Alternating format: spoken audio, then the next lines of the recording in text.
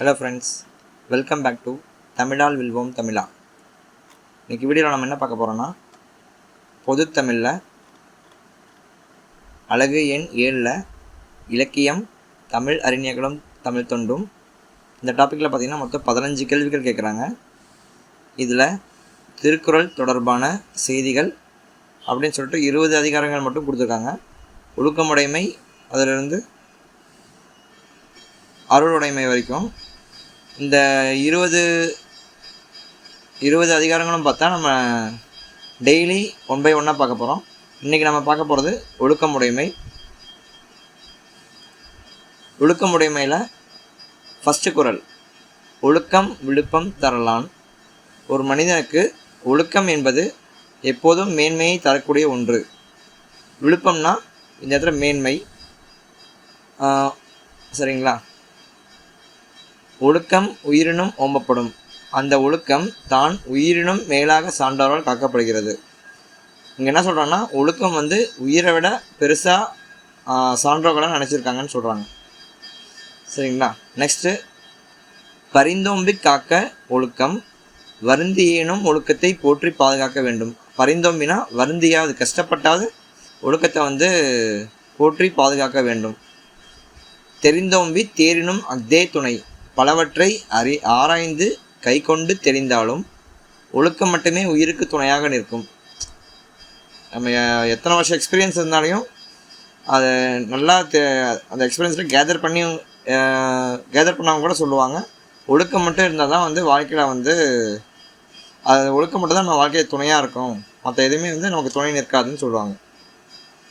பரிந்தோம்பினா வருந்தையாவது கஷ்டப்பட்டாவது ஒழுக்கத்தை ஃபாலோ பண்ணணும் அப்படின்னு சொல்கிறாங்க. அடுத்த குறள், ஒழுக்கமுடைமை குடிமை. அதாவது இங்கே குடிமைங்கிறது உயர்ந்த குடிப்பிறப்பின் தன்மைன்னு சொல்கிறாங்க. அதாவது இந்த ஒழுக்கம் உயர்ந்த குடிப்பிறப்பின் தன்மைங்கிறது என்ன சொல்லணும்னா ஒழுக்கம் தான் சொல்கிறாங்க. இழுக்கம் இழிந்த பிறப்பாய் விடும். அதாவது இங்கே இழுக்கம்ங்கிறது என்னென்னா ஒழுக்கம் கெடுதல் தான் இழுக்கம் சொல்கிறாங்க. இழுக்கம் இழிந்த பிறப்பாய் விடும். அதாவது ஒழுக்கம் கெட்டு போச்சுன்னா அவங்களோட பிறப்பிலேயே இழிந்த தன்மையாகிவிடும் அப்படின்னு சொல்கிறாங்க. ஒழுக்கம் கெடுதல் இழிந்த பிறப்பின் தன்மையாகிவிடும் அப்படின்னு சொல்கிறாங்க. அடுத்த குறள், மறப்பினும் ஒத்துக்கொள்ளலாகும். அதாவது கற்றதை மறந்ததும் மீண்டும் கற்றுக்கொள்ளலாம். அதாவது படித்ததை மறந்துச்சுன்னா மறுபடியும் நம்ம படித்து கற்றுக்கலாம்.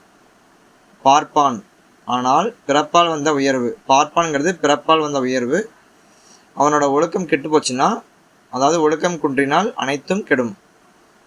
பிறப்பிலேயே உயர்வாக இருந்தால் கூட அவனோட ஒழுக்கம் கெட்டு போச்சுன்னா எல்லாமே கெட்டு போயிடும் அப்படின்னு சொல்கிறாங்க. சரிங்களா? மறப்பினும் ஒத்துக்கொள்ளலாகும் பார்ப்பான். இங்கே பார்ப்பான்ங்கிறது என்னென்னா பிறப்பால் வந்த உயர்வு.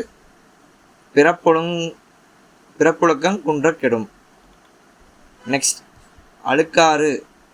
அழுக்காறுடையான் கண் ஆக்கம் போன்று இல்லை, ஒழுக்கம் இலான் கண் உயர்வு. அதாவது அழுக்காருங்கிறது பொறாமை, ஒழுக்கம் இல்லைன்னா உயர்வு இல்லைன்னு சொல்கிறாங்க. அதாவது பொறாமை குணம் இருப்பவர்களிடம் ஆக்கம் இல்லாதது போன்று ஒழுக்கம் இல்லாதவன் வாழ்க்கையில் உயர்வு இருக்காது. பொறாமை இருக்கிற வாழ்க்கையில் ஆக்கம், அதான் ஆக்கம்னா உயர்வு தான், ஆக்கம் இல்லாதது போன்று ஒழுக்கம் இல்லாதவன் வாழ்க்கையில் உயர்வு இருக்காதுன்னு சொல்கிறாங்க. அடுத்தது, ஒழுக்கத்தின் ஒல்கார் உறவோர், இழுக்கத்தின் ஏதம் பாடுபாக்கறிந்து. உறவோருங்கிறது மனதில் அதிக வலிமையுடையவர். அதாவது மனதளவில் அதிகமாக வலிமையாக இருக்கவங்க ஒழுக்கம் குறைஞ்சிச்சின்னா அதனால் வர பிரச்சனையை ரொம்ப பெருசாக இருக்கும்னு ஃபீல் பண்ணி ஒழுக்கத்தை என்றைக்குமே ஃபாலோ பண்ணுவாங்க. அதுதான் இந்த குறள். ஒழுக்கத்தின் ஒல்கார் உறவோர், இழுக்கத்தின் ஏதம் பாடுபாக்கறிந்து. மனதில் அதிக வலிமையுடையவர் ஒழுக்கம் குன்றுதலால் குற்றம் நேரிடுதலை அறிந்து ஒழுக்கத்திலிருந்து எப்போதும் பிறள மாட்டார்கள் அப்படின்னு சொல்கிறாங்க. ஒழுக்கத்தை என்றைக்குமே அவங்க ஃபாலோ பண்ணுவாங்க. இங்கே உறவோர் அப்படிங்கிறது மனதில் அதிக வலிமை உடையவர். இழுக்கம்ங்கிறது ஒழுக்கம் குன்றுதல். இங்கே இழுக்கங்கிறது ஒழுக்கம் குன்றுதல். சரிங்களா? ஒழுக்கத்தின் எய்துவர் மேன்மை, இழுக்கத்தின் எய்துவர் எய்தாப்பழி. அப்படின்னா ஒழுக்கத்தின் எய்துவர் மேன்மை அப்படின்னா ஒழுக்க குணத்தால் எல்லோரும் மேன்மையை அடைவார்கள். அப்படின்னு அர்த்தம். இழுக்கம்ங்கிறது ஒழுக்கத்தினை தவறுதல், அதாவது ஒழுக்கம் தவறுதல் தான் வந்து இழுக்கம் சொல்லுவாங்க. இழுக்கத்தின் எய்துவர் எய்தாப்பழி, ஒழுக்கத்தினை வந்து தவறிட்டாங்கன்னா அவங்க அடையக்கூடாத பழியை வந்து அடைவாங்கன்னு சொல்கிறாங்க. அடுத்த குறள், நன்றிக்கு வித்தாகும் நல்லொழுக்கம் தீயொழுக்கம் என்றும் இடும்பை தரும். இடும்பைனா துன்பம். நன்றிக்கு வித்தாகும் நல்லொழுக்கம்னா நல்ல ஒழுக்கமானது இன்பமான வாழ்க்கைக்கு எடுத்துக்காட்டாக இருக்கும் அப்படின்னு சொல்கிறாங்க. எடுத்துக்காட்டுங்கிறத அங்கே வித்துன்னு சொல்கிறாங்க. தீய ஒழுக்கம் என்றும் இடும்பை தரும், அதாவது கெட்ட பழக்கம் தீய ஒழுக்கமானது எந்த காலத்திற்கும் துன்பத்தை மட்டுமே தரும் அப்படின்னு சொல்கிறாங்க. தீய ஒழுக்கம் என்றும் இடும்பை தரும்.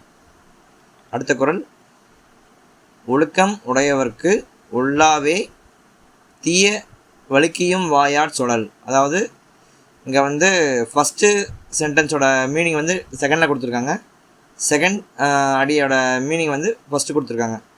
ஒழுக்கம் உடையவர்க்கு உள்ளாவே அப்படிங்கிறது என்னென்னா, உள்ளாவேனா பொருந்தாத பண்புன்னு அர்த்தம். ஒழுக்கம் உடையவர்களுக்கு ஒருபோதும் பொருந்தாத பண்பு என்னவா இருக்குன்னா, கெட்ட சொற்களை தவறியும் தம் வாயினால் சொல்லும் குற்றம். அதுதான் வந்து இந்த குறளோட விளக்கம். கெட்ட சொற்களை தவறியும் தம் வாயினால் சொல்லும் குற்றம் நல்ல ஒழுக்கமுடையவர்களுக்கு ஒருபோதும் பொருந்தாத பண்புன்னு சொல்கிறாங்க. நல்ல ஒழுக்கமாக இருக்கவங்க கெட்ட சொற்களை வந்து தவறி கூட தம் வாயில் சொல்ல மாட்டாங்கன்னு சொல்கிறாங்க. ஓகேங்களா. நெக்ஸ்ட்டு, உலகத்தோடு ஒட்ட ஒழுகல் பல கற்றும் கல்லார் அறிவிலர் தார்.